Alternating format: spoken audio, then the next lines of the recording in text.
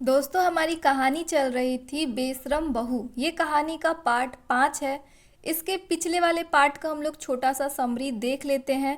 Part 4 में हम लोगों ने पढ़ा था कि जब इशिता ने अपनी बेटी सानवी की जान खतरे में देखकर सबके सामने विनोद को थप्पड़ मार दिया, उसी पल एक डरती हुई पत्नी नहीं बल्कि अपनी बच्ची के लिए लड़ने वाली माँ सामने आई। इसके बाद पूरा परिवार इशिता से दूर हो गया और टूटे दिल के साथ इशिता अपने मायके चली गई। वहाँ उसे शक होने लगा कि शायद विनोद की जिंदगी में कोई और है, लेकिन बाद में सच सामने आया कि विनोद आज भी चरित्र से बिल्कुल साफ है। कहानी का दिल छू लेने वाला पार्ट तब सामने आया जब दादी माँ ने बताया कि उन्होंने सिर्फ इशिता को वापस घर बुलाने के लिए अपनी बीमारी का नाटक किया था ताकि उसका बिखरता हुआ रिश्ता जुड़ पाए। अब कहानी में आगे इशिता को यह जानकर बहुत सुकून मिला कि उसके पति के दिल में भले ही उसके लिए प्यार ना हो, लेकिन उसके चरित्र पर कोई भी दाग नहीं था। उसके चेहरे पर महीनों बाद हल्की सी मुस्कान आई थी। अब उसके पास खुश होने की दो वजहें थीं। पहली, वह फिर से अपने ससुराल लौट आई थी और दूसरी, उसका पति विनोद गलत रास्ते पर नहीं था। अब इशिता को लगने लगा था कि शायद वह एक बार फिर अपने टूटे हुए रिश्ते को संभाल सकती है, अपने घर को फिर से वो जोड़ सकती है। तभी सामने से विनोद दादी की दवाइयाँ लेकर आता दिखाई देता है। इशिता अपनी खुशी को रोक नहीं पाई। वह भागकर सबके सामने विनोद को सीने से जाकर लगा लिया। घर के सभी लोग यह देखकर दंग रह गए। विनोद खुद भी कुछ पल के लिए हैरान रह गया, लेकिन अगले ही पल उसने इशिता को खुद से अलग कर दिया और बिना कुछ कहे अपने पिता के साथ दादी की कमरे की तरफ चला गया। इशिता को तभी एहसास हुआ कि शायद उसने अपनी भावनाओं में बहकर गलती कर दी, सिर्फ इसीलिए कि विनोद का किसी और से रिश्ता नहीं था। इसका मतलब ये नहीं था कि उसके दिल में इशिता के लिए प्यार आ गया था। अब घर वालों को भी उसे ताने देने का मौका मिल गया। बड़ी बहू ने तो सबके सामने ताना मारते हुए कहा, मुझे इस घर में आए 6 महीने हो गए, लेकिन मैंने आज तक ऐसी कोई हरकत नहीं की। लगता है माँ जी इस बार बहू नहीं, बड़ी ही बेशरम लड़की घर लेकर आए हैं। बस उसी दिन से इशिता के लिए बेशरम बहू वाला ताना शुरू हो गया। कुछ देर बाद इशिता अपनी छोटी बेटी सानवी को लेकर घर लौट आई। घर के बाकी लोग अस्पताल में दादी की देखभाल के लिए रुक गए थे और इशिता को घर के काम संभालने के लिए भेज दिया गया था। वैसे भी अस्पताल में हुई घटना के बाद उसका मन वहाँ रुकने का नहीं था। उदास चेहरा लिए वह घर आकर सीधे सोफे पर बैठ गई। उसके दिमाग में बार बार वही पल घूम रहा था जब उसने सबके सामने विनोद को गले लगाया था। उसी बीच सानवी जोर जोर से रोने लगी। वह काफ़ी देर से भूखी थी। इशिता तुरंत संभली और बेटी को गोद में उठा लिया। खुद उसे भी बहुत तेज भूख लगी हुई थी, लेकिन एक माँ को अपनी भूख से पहले हमेशा अपनी औलाद की चिंता होती है। उसने सोचा पहले सानवी को दूध पिला दूं, फिर कुछ खा लूँगी। थोड़ी ही देर में सानवी दूध पीते पीते सो गई। इशिता ने उसे बड़े प्यार से ही सोफे पर लेटा दिया और खुद जल्दी से रसोई की तरफ बढ़ी। भूख अब उससे बर्दाश्त नहीं हो रही थी, लेकिन जैसे ही वह किचन के पास पहुंची, अचानक सामने से आए एक युवक से टकरा गई। दोनों का संतुलन बिगड़ा और वे नीचे गिर पड़े। इशिता सीधे उस लड़के के ऊपर गिरी हुई थी। अचानक हुई टक्कर से उसके लंबे बाल खुलकर चेहरे पर बिखर गए थे। कुछ पल के लिए दोनों एक दूसरे को बस देखते ही रह गए। इशिता की बड़ी बड़ी काली आंखें और लंबे घने बाल, गुलाबी ओठ और मासूम चेहरा किसी को भी पल भर में रोक देने के लिए काफ़ी था। बट वहीं दूसरी तरफ वह युवक भी बेहद आकर्षक था। लंबा कद, साफ चेहरा और आत्मविश्वास से भरी हुई नज़रें, दोनों जैसे कुछ पल के लिए समय भूल चुके थे। तभी पीछे से सानवी के रोने की आवाज़ आई और दोनों एकदम संभल गए। इशिता तुरंत उठी और अपने कपड़े ठीक किए और घबराकर बोली, माफ़ कीजिएगा, मेरा ध्यान नहीं था। लेकिन आप इस घर में नए लग रहे हैं, आप कौन हैं?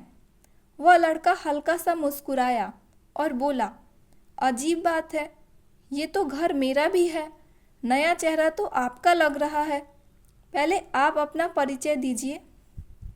इशिता को वैसे भी बहुत भूख लगी हुई थी। ऊपर से उस लड़के का अंदाज उसे बिल्कुल पसंद नहीं आया। वह थोड़े गुस्से से बोली, यह मेरा घर है, समझे आप? सीधा सीधा अपना नाम बताइए, वरना मैं सबको बुलाऊंगी। उस लड़के ने हंसते हुए जवाब दिया, घर में है कौन जिसे बुलाओगी? यहाँ तो इस वक्त सिर्फ तुम हो और मैं हूँ। उसकी ये बात सुनकर इशिता को और भी अजीब लगा। वह जल्दी से बोली, मेरी बेटी रो रही है, मुझे उसके पास जाना है। लेकिन तभी उस लड़के ने रास्ता रोक लिया और मुस्कुराकर कहा, मुझे यूं रसोई में अकेला छोड़कर जा रही हो? अगर मैं कुछ चुरा के भाग गया तो? अब इशिता का सब्र टूट चुका था। वह पहले ही अपनी जिंदगी की परेशानियों से टूटी हुई थी, भूख से बेहाल थी। ऊपर से सानवी लगातार रोए जा रही थी और ये अनजान लड़का उसे परेशान किए जा रहा था। उसकी आंखों से आंसू बह आए और अगले ही पल वह जमीन पर बैठकर जोर जोर से रोने लगी। इशिता को इस तरह रोते देखकर वह लड़का पूरी तरह घबरा गया। वह तुरंत उसके पास आया और बोला, अरे मैं तो बस मजाक कर रहा था, तुम ऐसे मत रो प्लीज़। मेरा नाम राघव है, मैं इस घर का छोटा बेटा हूँ। राघव का नाम सुनते ही इशिता को थोड़ी राहत मिली कि ये कोई अनजान नहीं है, बल्कि घर का ही सदस्य है। लेकिन उसके आंसू फिर भी नहीं रुक रहे थे। अब राघव भी परेशान हो गया था कि आखिर ये इतना क्यों रो रही है। वो जल्दी से पानी का गिलास लेकर आया और इशिता की तरफ बढ़ाते हुए बोला, लो पानी पी लो इशिता। इशिता ने छोटे बच्चे की तरह सुबुकते हुए कहा, मुझे भूख लगी है। राघव को लगा शायद उसने गलत सुना है। उसने हैरानी से पूछा, क्या कहा तुमने इशिता? इशिता ने फिर से रोते हुए कहा, सच में बहुत भूख लगी है। ये सुनते ही राघव हंस पड़ा। फिर उसने इशिता को आराम से सोफे पर बैठाया और खुद भागकर किचन में कुछ खाने के लिए लेने चला गया। इशिता भी तब तक सानवी को चुप कराने की कोशिश करने लगी, लेकिन उस वक्त ना सानवी का रोना रुक रहा था और ना ही इशिता के आंसू। कुछ ही देर बाद राघव प्लेट में बटर ब्रेड लेकर आया और जल्दी जल्दी अपने हाथों से इशिता को खिलाने लगा। राघव की ये हरकत देखकर इशिता हैरान रह गई। उसे यकीन नहीं हो रहा था कि किसी लड़की के आंसुओं में इतनी ताकत भी होती है कि वो एक लड़के से इतने प्यार से उसकी देखभाल करवा दे। इशिता ने चुपचाप उसके हाथ से बटर ब्रेड खा लिया। खाना खाते ही उसका भूख भी शांत हो गया और आंखों के आंसू भी धीरे धीरे थम गए। फिर उसने धीरे से हल्की आवाज़ में कहा, मुझे सानवी को दूध पिलाना है, तो क्या तुम? राघव तुरंत मुस्कुराकर बोला, तो क्या मैं अब उसे अपना दूध पिलाऊं? उसकी बात सुनते ही इशिता ने उसे घूरते हुए कहा, छी, कैसी बातें कर रहे हो तुम? राघव हंसते हुए बोला, अरे तुमने ही तो कहा कि सानवी को दूध पिलाना है। इशिता ने झुंझलाकर बोला, मुझे अपना दूध पिलाना है, तुम्हारा नहीं। राघव तुरंत बोला, तो पिला दो ना, क्या अब मेरी परमिशन लोगी? इशिता ने अपना माथा पकड़ लिया और बोला, तुम्हारे पास दिमाग नहीं है क्या? राघव ने फिर मासूम सा चेहरा बनाकर कहा, क्यों? बच्चे को दूध पिलाने के लिए दिमाग चाहिए होता है क्या? ईशिता ने गुस्से में कहा। तुम यहाँ से जाओगे तभी तो मैं सानवी को दूध पिला पाऊंगी। राघव ने जानबूझकर अनजान बनते हुए कहा। अरे तुम अपनी बेटी को दूध पिला रही हो तो मैं क्यों जाऊँ यहाँ से? कहीं तुम्हें ऐसा तो नहीं लग रहा कि सानवी के साथ साथ मैं भी? राघव अपनी बात पूरी करता उससे पहले ही ईशिता ने बड़ी बड़ी आंखों से उसे घूर कर देखा। उसकी नज़रें देखते ही राघव तुरंत चुप हो गया और दांत दिखाकर बोला, अच्छा बाबा मैं जा रहा हूँ, डराओ मत ऐसे। उसकी ये हरकत देखकर ईशिता चाहकर भी मुस्कुराए बिना रह नहीं सकी। फिर वो सानवी को दूध पिलाते पिलाते सोचने लगी कि राघव से बात करके उसे कितना अच्छा लगा। कुछ पल की नोक झोंक ने उसे उसके मन हल्का कर दिया। उसे यकीन नहीं हो रहा था कि राघव और विनोद दोनों सगे भाई हैं। एक तरफ विनोद था, शांत, सख्त और हमेशा दूरी बनाकर रखने वाला। वहीं दूसरी तरफ राघव, जो खुद भी हंसता था और सामने वाले के चेहरे पर भी मुस्कान लेकर आ जाता था। दूध पीते पीते सानवी भी सो गई थी। घर में उस वक्त ईशिता और राघव के अलावा कोई भी नहीं था। बाकी सारे लोग दादी के पास अस्पताल गए हुए थे। ईशिता के वापस आने के बाद उसकी जेठानी और ननद भी घर के काम से बचने के लिए अस्पताल में ही रुकी हुई थी। सानवी को सुलाने के बाद ईशिता एक बार फिर राघव को ढूंढने लगी। उसे खुद भी समझ नहीं आ रहा था कि वो उसे क्यों ढूंढ रही है। ढूंढते ढूंढते वो बाहर आंगन में पहुंच गई, जहां राघव फोन पर किसी से बात कर रहा था। ईशिता जैसे ही थोड़ा करीब पहुंची, उसने राघव को कहते हुए सुना, जान लव यू टू। ये सुनते ही ईशिता वहीं रुक गई। ना जाने क्यों उसके कदम अचानक वापस मुड़ने लगे। वो चुपचाप वहां से लौटने ही वाली थी, तभी उसके हाथों की चूड़ियां खनखना कर बज उठी। आवाज़ सुनते ही राघव का ध्यान उसकी तरफ चला गया।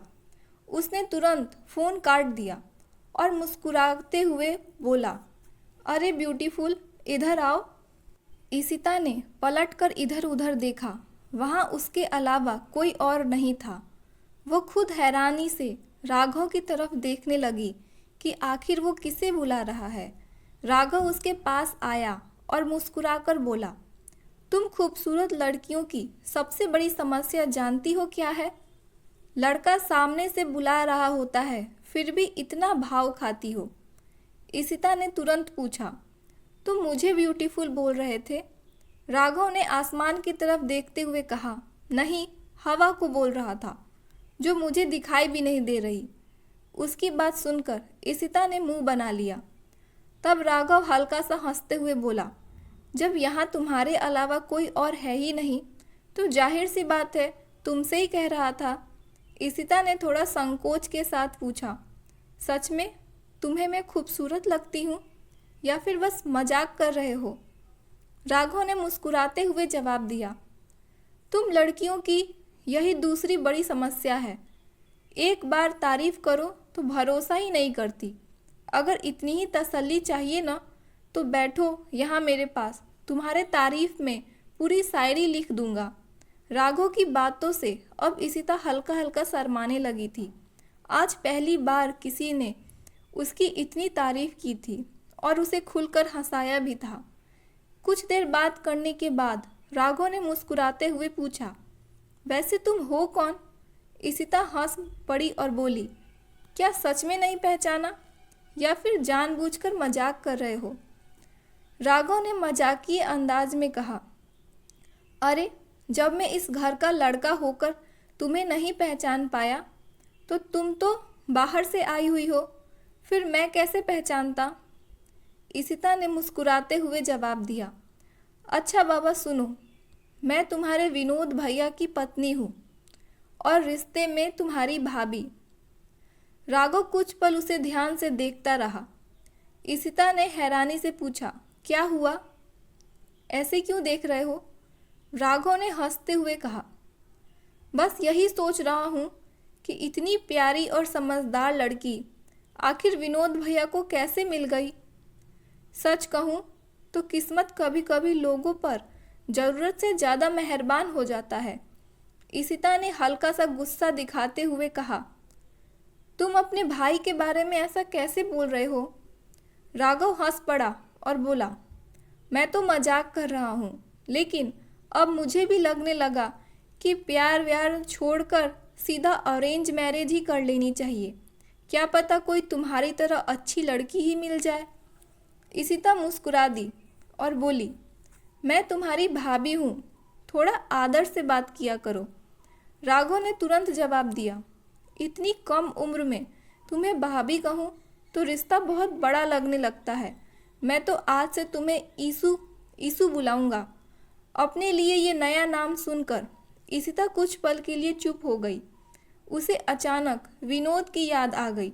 वे हमेशा चाहती थी कि विनोद भी उसे कोई अपनेपन वाले नाम से बुलाए, लेकिन ऐसा कभी नहीं हुआ। थोड़ी देर बाद इशिता ने पूछा, वैसे तुम मेरी शादी में दिखाई नहीं दिए थे, अचानक आज कैसे आ गए? राघव ने गहरी सांस लेते हुए कहा, दादी की तबीयत खराब होने की खबर मिली तो तुरंत आ गया। डर लग रहा था कहीं देर ना हो जाए, और जब भैया की शादी हुई थी तब मेरे एग्ज़ाम चल रहे थे। ऊपर से घर वाले जल्दी में थे, क्योंकि पहले भी भैया के कई रिश्ते किसी न किसी वजह से टूट चुके थे। ये सुनकर इशिता थोड़ा सोच में पड़ गई। उसके मन में सवाल उठा कि आखिर रिश्ते क्यों टूटे थे। वो राघव से कुछ पूछ पाती उससे पहले अचानक सानवी के जोर जोर से रोने की आवाज़ सुनाई दी। दोनों घबराकर बाहर की ओर भागे। उन्होंने देखा कि छोटी सानवी सोफे से नीचे गिर गई थी। इशिता डर गई और जल्दी से उसकी तरफ बढ़ी, लेकिन राघव उससे पहले ही सानवी को उस गोद में उठा चुका था और बड़े प्यार से उसे चुप कराने लगा। फिर उसने हल्की नाराज़गी के साथ इशिता से कहा, इतनी छोटी बच्ची को अकेला छोड़कर कैसे चली गई तुम? अच्छा हुआ ज़्यादा चोट नहीं लगी। उसके बाद राघव सानवी को हंसाने लगा। कुछ ही देर में सानवी भी रोना भूलकर खिलखिलाने लगी। ये सब देखकर इशिता हैरान थी। जिस घर में विनोद अपनी ही बेटी से दूरी बनाए रखता था, वहीं उसका छोटा भाई सानवी को इतने प्यार से संभाल रहा था। इशिता को पहली बार लगा कि इस घर में कोई ऐसा भी है जो उसकी बेटी को बोझ नहीं समझता। कुछ देर बाद इशिता सानवी को लेकर अपने कमरे की तरफ चली गई। तभी राघव मुस्कुराकर बोला, चलो आज भैया का भी कमरा देख लेते हैं, पता तो चले शादी के बाद उनकी दुनिया कितनी बदली है। इशिता अब राघव के साथ काफ़ी सहज महसूस करने लगी थी। उसे लग रहा था जैसे लंबे समय बाद उसे कोई ऐसा दोस्त मिला हो जो उसे समझने की कोशिश कर रहा हो। दोनों कमरे में पहुंचे। कमरे के एक तरफ विनोद की किताबें, फाइल्स, सामान रखा हुआ था। ऐसा लग ही नहीं रहा था कि वहाँ कोई और भी रहता है। राघव ने चारों तरफ देखा और पूछा, कमरे में तुम दोनों की एक भी फ़ोटो नहीं है? और शादी के बाद भी यहाँ से भैया की ही चीज़ें क्यों दिखाई दे रही हैं? तुम्हारा कोई हिस्सा कहाँ है? राघव की बात सुनकर इशिता भी सोच में पड़ गई। उसने शायद पहली बार इस बात पर ध्यान दिया था। इशिता धीरे से बोली, वो विनोद को ये सब ज़्यादा पसंद नहीं है। राघव ने तुरंत कहा, उन्हें पसंद नहीं है तो क्या हुआ? तुम्हारी अपनी पसंद कोई मायने नहीं रखती क्या? इशिता मुस्कुराकर बोली, मैं बस एक अच्छी पत्नी बनने की कोशिश कर रही हूँ। उसकी बात सुनकर राघव जोर जोर से हंस पड़ा। इशिता ने नाराज होकर पूछा, अब इसमें हंसने वाली क्या बात है? क्या मैं अच्छी पत्नी नहीं हूँ? राघव ने मुस्कुराते हुए कहा, अच्छी पत्नी हो या ना हो ये तो नहीं पता, लेकिन बहुत सीधी ज़रूर हो। तुम्हें शायद अपनी अहमियत का अंदाज़ा ही नहीं है। इशिता ने भौवें चढ़ाकर पूछा, मतलब? राघव कुर्सी पर बैठते हुए बोला, पत्नी सिर्फ रिश्ता नहीं होती, वो पूरे घर की सबसे बड़ी ताकत होती है। अगर वो चाहे तो एक बिखरे इंसान को भी बदल सकती है। लेकिन तुमने तो खुद को ही कहीं पीछे छोड़ दिया है, और शायद इसी वजह से भैया भी तुम्हें ठीक से समझ नहीं पाए। राघव की ये बात सुनकर इशिता थोड़ी उदास हो गई। राघव को तुरंत एहसास हुआ कि शायद उसने कुछ ज़्यादा ही बोल दिया है। उसने माहौल हल्का करने की कोशिश करते हुए कहा, वैसे गलती तुम्हारी भी नहीं है इसी, मेरा भाई ही थोड़ा अलग किस्म का है। आज तक समझ नहीं आया तुमने बाकी लड़कियों की तरह उसे मना क्यों नहीं किया। आखिर शादी के लिए हाँ कैसे बोल दी। इशिता ने धीमे स्वर में कहा, मैंने शादी से पहले ना तो विनोद को देखा था और ना ही कभी मिली थी। राघव एकदम चौंक गया। क्या? अच्छा, तभी मुझे समझ आया कि तुमने भैया के लिए हाँ क्यों कहा, वरना अगर तुम भी एक बार उनसे मिल लेती ना तो शायद उन कई लड़कियों की तरह तुम भी यह रिश्ता ठुकरा देती। इतना कहकर राघव हल्का सा मुस्कुरा दिया। इशिता ने हैरानी से पूछा, कई लड़कियों ने विनोद को मना किया था, लेकिन क्यों? राघव कुछ पल चुप रहा, फिर बोला, पहले तुम ये बताओ, शादी के बाद तुम्हें कभी अपने फैसले पर अफसोस नहीं हुआ? ये सवाल सुनते ही इशिता की नज़रें झुक गईं। राघव उसकी खामोशी को समझ चुका था। उसने कहा, बस यही वजह थी। जब भी भैया का रिश्ता कहीं तय होने की बात होती, सामने वाली लड़की उनसे मिलने की जिद करती, लेकिन मेरा भाई ऐसा इंसान है कि 5 मिनट की बातचीत से ही सामने वाले इंसान असहज हो जाए, और तुमने बिना मिले ही शादी के लिए हाँ कर दी। फिर उसने मजाकिया अंदाज में कहा, शायद तुमने सोचा होगा कि चलो सरकारी नौकरी वाला लड़का है, ज़्यादा सोचने की क्या ज़रूरत, और अब देखो खुद को कितना बदल लिया है तुमने। इशिता ने धीमे से जवाब दिया, मैंने फैसला अकेले नहीं लिया था, मेरे मम्मी पापा ने सब देखकर ही रिश्ता तय किया था। उनकी पसंद पर भरोसा करते हुए मैंने हाँ कहा था। तो क्या अपने माता पिता की पसंद से शादी करना गलत है? राघव ने तुरंत कहा, नहीं, मैं ये बिल्कुल नहीं कह रहा कि माता पिता की पसंद से शादी नहीं होती, लेकिन हर पीढ़ी की सोचने का तरीका अलग होता है। पुराने समय में लोग यही मानते थे कि शादी के बाद लड़की को हर हाल में उसी घर में रहना है, चाहे हालात जैसे भी हो। उस दौर की ज़्यादातर महिलाएं अपनी जिम्मेदारियों और रिश्ते को निभाते ही खुद को भूल जाती थी। वो कुछ पल रुका और फिर बोला, लेकिन आज का समय बदल चुका है इसी। आज की लड़कियां पढ़ी लिखी हैं, अपने फैसले खुद लेना जानती हैं, उनके भी सपने होते हैं। वो अपने जीवन साथी के साथ खुलकर जीना चाहती हैं, घूमना चाहती हैं, हंसना चाहती हैं, अपने मन की बातें करना चाहती हैं। इशिता चुपचाप उसकी बातें सुन रही थी। राघव ने आगे कहा, माता पिता अक्सर ये देखकर खुश हो जाते हैं कि लड़का अच्छा कमाता है, परिवार ठीक है तो बेटी सुरक्षित रहेगी। लेकिन एक लड़की सिर्फ सुरक्षा नहीं चाहती, वो अपनापन भी चाहती है। वो चाहती है कि उसका पति उसे समझे, उसकी भावनाओं की कद्र करे। फिर उसके कमरे की तरफ नज़र घुमाते हुए कहा, और तुम खुद ही देख लो, इस कमरे में तुम्हारी अपनी पसंद की कोई भी चीज़ नज़र नहीं आती है। ऐसा लगता है जैसे तुमने खुद को पूरी तरह किसी और की पसंद में ढाल लिया है। इशिता उसकी बातें सुनकर सोच में पड़ गई। राघव ने गंभीर स्वर में कहा, अगर एक औरत शादी के बाद अपना अस्तित्व ही खो दे तो आने वाले समय में उसके बच्चे भी वही सीखते हैं। खास करके बेटियां, वो अपनी माँ को देखते ही समझती हैं कि ज़िंदगी कैसे जी जाती है। उसने हल्की मुस्कान के साथ आगे कहा, बच्चे वही सीखते हैं जो वो रोज़ अपने घर में देखते हैं। पिता चाहे दिन भर बाहर काम में व्यस्त रहे, लेकिन माँ बच्चों के सबसे करीब होती हैं। इसीलिए बच्चे अक्सर अपनी माँ की आदतों और सोच को जल्दी अपनाते हैं। इतने में नीचे से दादी की आवाज़ सुनाई दी। वो राघव को लगातार बुला रही थी। राघव ने जाते जाते इशिता की तरफ देखा और कहा, कभी खुद के बारे में भी सोचना इसी, सिर्फ दूसरों के लिए मत जीना। इतना कहकर वो वहाँ से चला गया। लेकिन राघव तो नीचे उतर गया था, मगर उसने कही हुई सारी बातें इशिता के मन में कहीं ना कहीं गहराई तक चल रही थी।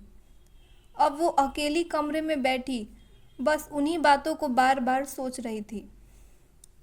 दोस्तों कहानी का नेक्स्ट पार्ट भी ज़रूर आएगा। आप लोग हाइप का बटन ज़रूर दबाइएगा और वीडियो को लाइक ज़रूर कर दीजिएगा।